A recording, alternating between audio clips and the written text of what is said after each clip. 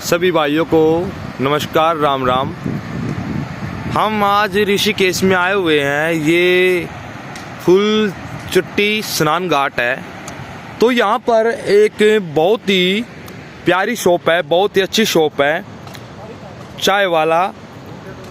इस भाई का नाम गौरव सिंह राणा है। क्योंकि हमारी टीम यहाँ पर शूट के लिए आई थी, तो हमारी फिलहाल सभी टीम ने यहाँ पर चाय पी है। तो सभी ने so good, love you, taste on टी, सब ने फैंटेस्टिक बताया कि बहुत ही अच्छी चाय है।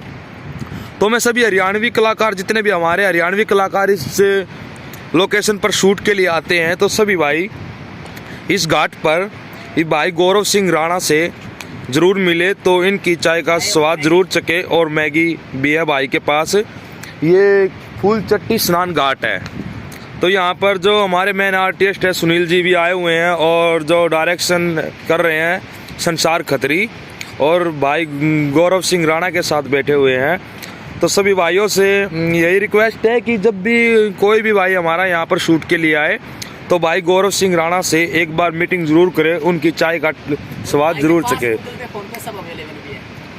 और भाई के पास ये अगर कैश नहीं हो भाई किसी के पास, तो भाई के पास पेटीएम, फ़ोन पे, गूगल पे सब कुछ अलाउड है।